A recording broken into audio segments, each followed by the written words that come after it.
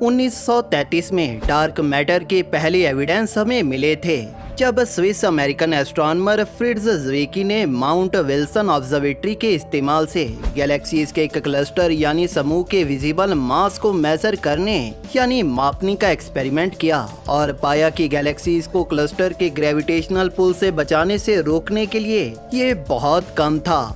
इससे फ्रिट्ज ज़्वीकी ने कंक्लूजन निकाला कि यहाँ पर कुछ था जो गैलेक्सीज के क्लस्टर को एक साथ रखने के लिए गोंद की तरह काम कर रहा था।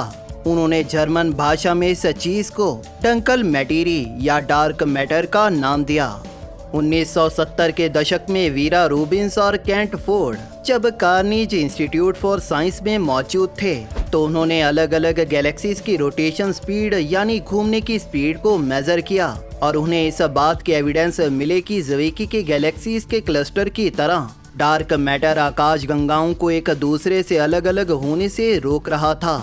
तब से अब तक इतने सालों के दौरान अदर एविडेंसेस ने डार्क मैटर के अस्तित्व की पुष्टि की है, यानी कि इसकी एग्जिस्टेंस की, और दिखाया है कि ये ब्रह्मांड में कितनी भारी मात्रा में मौजूद है।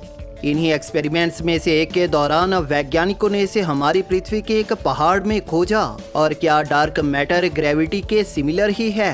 इन सवालों के जवाब की तरफ जाने से पहले जानते हैं कि आखिर ये डार्क मैटर है क्या। What is a dark matter? Universe की कंपोजिशन यानी संरचना के थियोरेटिकल मॉडल को कॉस्मोलॉजिकल ऑब्जर्वेशन के कंबाइंड सेट में फिट करने से वैज्ञानिक इस संरचना के साथ आए। 68% dark energy, 27% dark matter, 5% normal matter. लेकिन ये डार्क मैटर है क्या? इस सवाल के जवाब को जानने के लिए हमें कुछ चीजों को समझना होगा।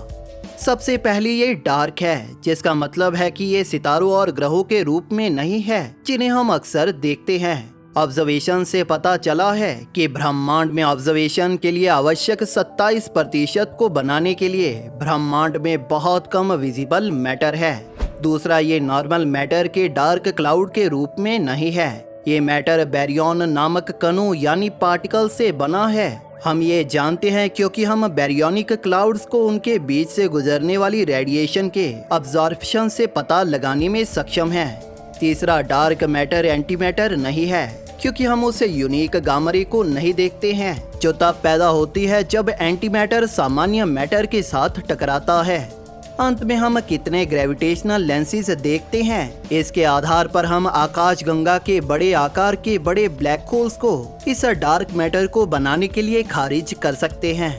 ब्रह्मांड में मैटर की हाई कंसंट्रेशन खगोलीय वस्तुओं के पास से गुजरने वाली लाइट को थोड़ा दूर मोड़ देती है, लेकिन हमने ये सुझाव देने के लिए इनफ ग्रेविटेशनल लेंसिंग इवेंट नहीं देखे हैं कि ऐसी वस्तुएं आवश्यक 27% डार्क मैटर का योगदान करती हैं। हालांकि इस पॉइंट पर अभी भी डार्क मैटर की कुछ पॉसिबिलिटीज हैं जो पॉसिबल हैं। इसी के साथ साथ अभी तक हमने इस डार्क मैटर को देखा नहीं है, बल्कि इसकी ऑब्जर्वेशन अंतरिक्ष में मौजूद बड़ी बड़ी बॉडीज पर की है, जैसे गैलेक्सीज, सितारों के क्लस्टर आदि। अपनी अभी तक की रिसर्च से हम यही जान पाए हैं कि इस डार्क मैटर का भी अपना मास होता है और इसकी पूरे यूनिवर्स में भरमार है। Dark matter found on earth.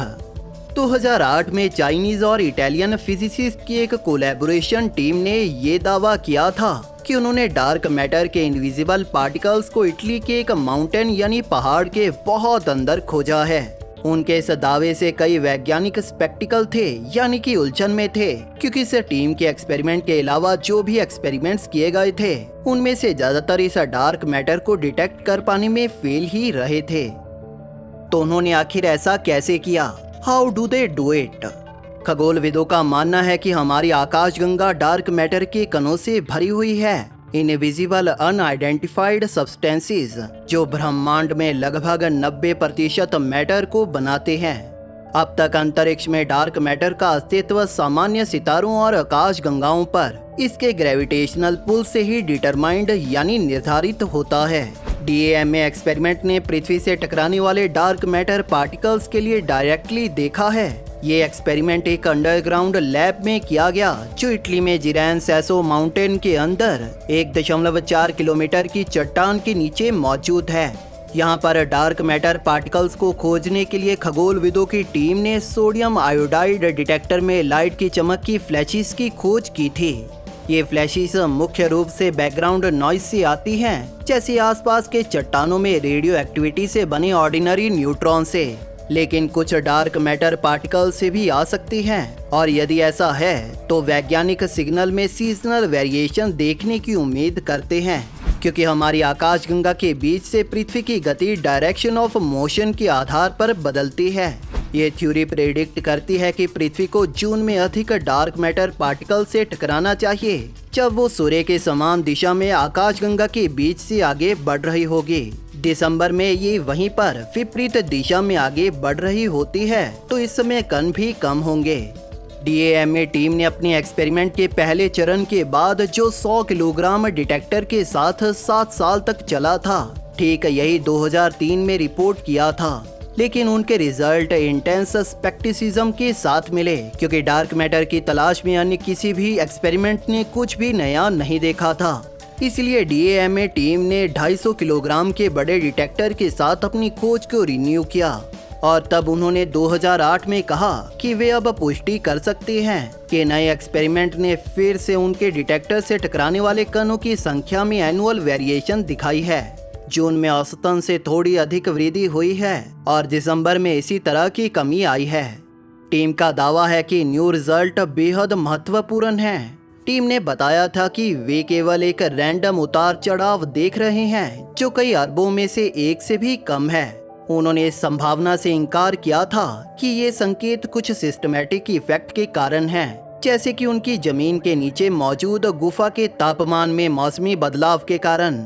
इस तरह से उन खगोलविदों की टीम ने कुछ ऐसा किया था जिसके बारे में किसी ने भी सोचा नहीं था। मैटर और ग्रेविटी।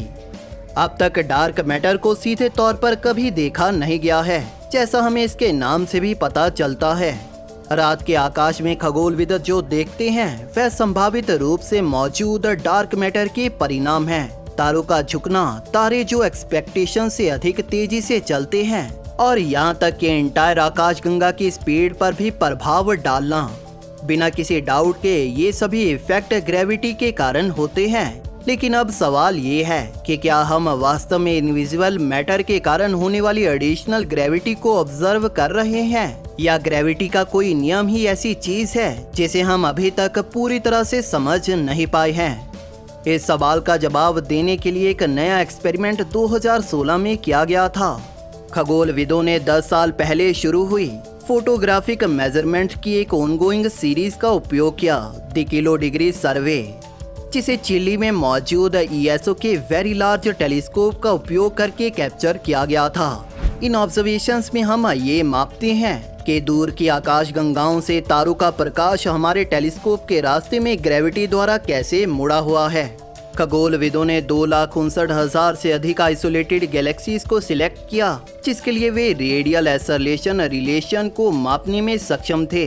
ये RAR आकाशगंगाओं में विजिबल मैटर के आधार पर एक्सपेक्टेड ग्रेविटी की मात्रा की तुलना वास्तव में मौजूद ग्रेविटी की मात्रा से करता है। दूसरे शब्दों में रिजल्ट दिखाते हैं कि नॉर्मल मैटर के अलावा इनमें कितनी एक्स्ट्रा ग्रेविटी है। इससे एक्स्ट्रा ग्रेविटी को बहुत सटीक रूप से मापना संभव हो गया। लेकिन क्या ये ग्रेविटी इनविजिबल डार्क मैटर है, या क्या हमें ग्रेविटी की अपनी समझ में कुछ सुधार करने की आवश्यकता है? इस सवाल के जवाब को खोजने के लिए वैज्ञानिक अभी भी काम करने में लगे हैं। हम सिर्फ एक ही तरह की ग्रेविटी को जानते हैं जिसे हमने हमारी पृथ्वी और अंतरिक्ष में सितारों, गैलेक्सीज और ब्लैक होल्स में काम करते हुए देखा है।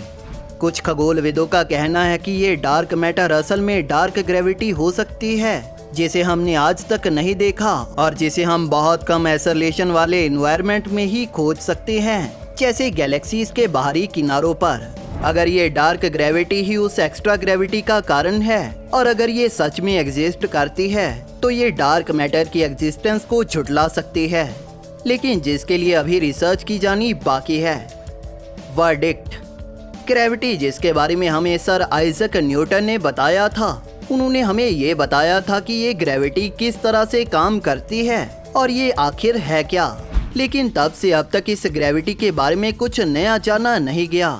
ये ग्रेविटी हो सकता है कि हमारी उम्मीद से भी कहीं ज़्यादा रहस्यमय हो और इसकी कोई अनजान प्रॉपर्टी ही इस डार्क मैटर से बनी एक्स्ट्रा ग्रेविटी को बना रही हो।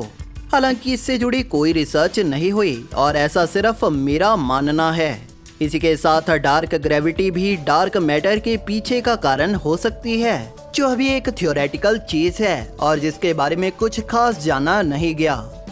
आपका क्या कहना है इस डार्क मैटर और पृथ्वी पर मिले डार्क मैटर के बारे में हमें कमेंट सेक्शन में जरूर बताइए। अगर आपको ये वीडियो पसंद आई तो इसे लाइक और शेयर जरूर करें और चैनल को सब्सक्राइब जरूर कर लें। बेल नोटिफिकेशन ऑन करना ना भूलें ताकि नई वीडियोस के नोटिफिकेशन आपको अपलोड होते ही मिल जाए। थैंक यू फॉर वॉचिंग दोस्तों। इस वीडियो को अंत तक देखने के लिए आप सभी का धन्यवाद।